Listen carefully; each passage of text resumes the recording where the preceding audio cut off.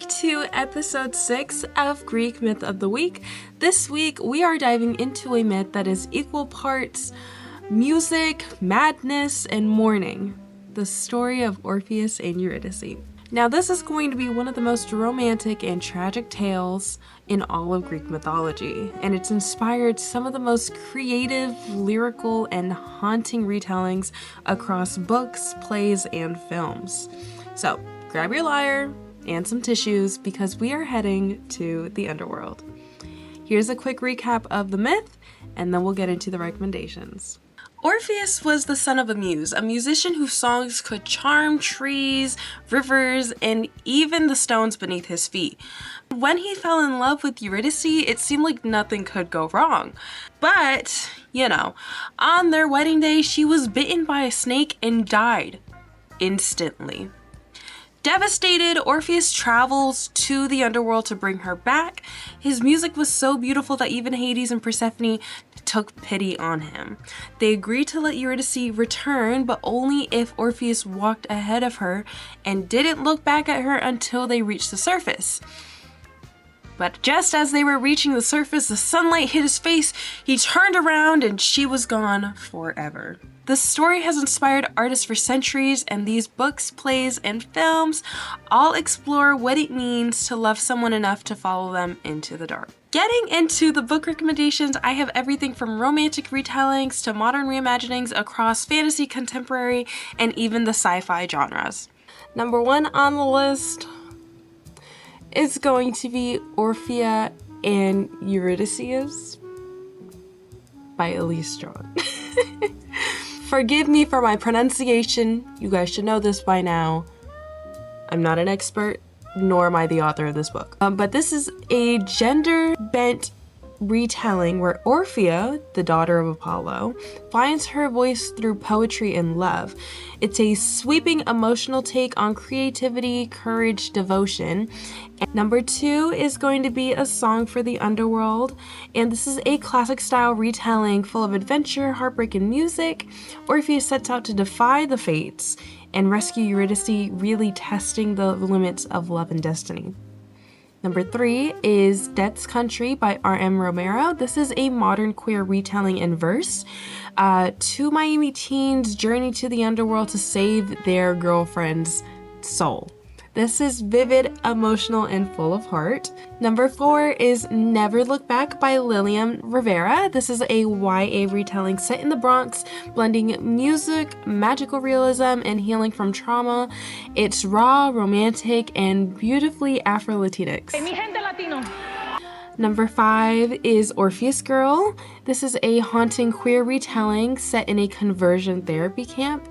Raya becomes her own Orpheus, determined to bring the girl that she loves back to the living world.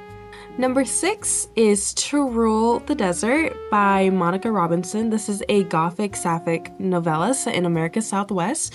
It's eerie, emotional, and full of longing as two women try to find their way back to each other through a haunted desert. Number 7 is Nightsong. This is a faithful classic retelling that turns the myth into a love story tangled with music, mystery, and political tension. Number 9 is The Last Song of Orpheus by Robert Silverberg.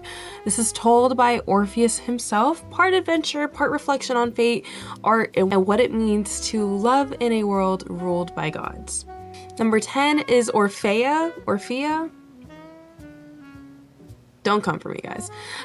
This is a mother's journey through grief and magic to find her lost daughter. It is poetic, fairy tale life, and gorgeously told. Number 11, I've said it once, I've said it before, I will say it again. Katie Robert has a book for absolutely every single Greek mythology character and every single Disney villain since we did Hercules last week.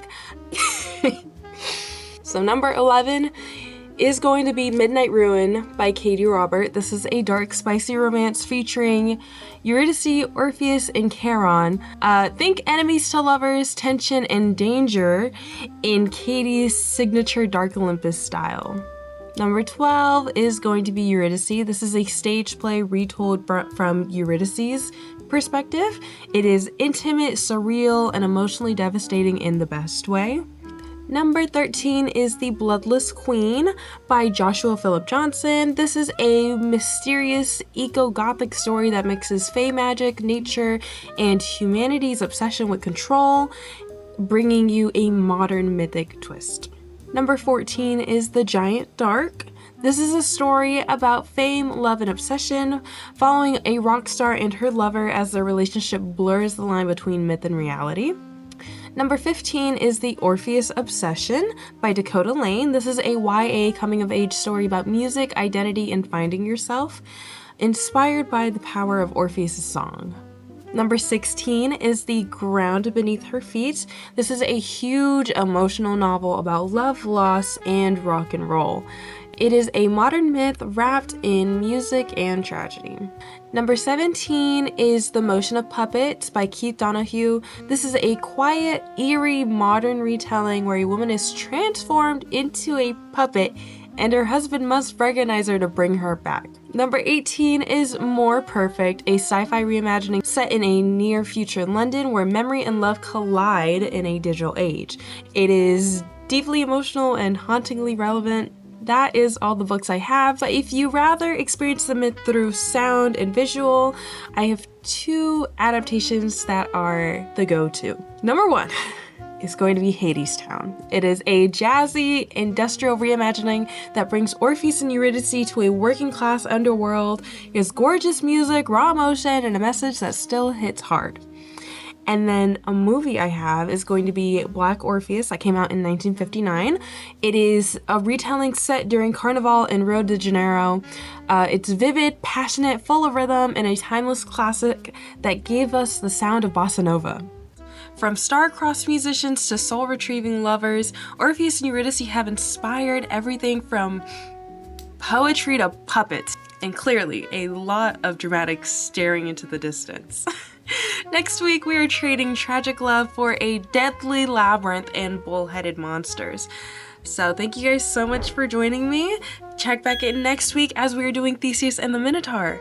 I love you guys. Bye!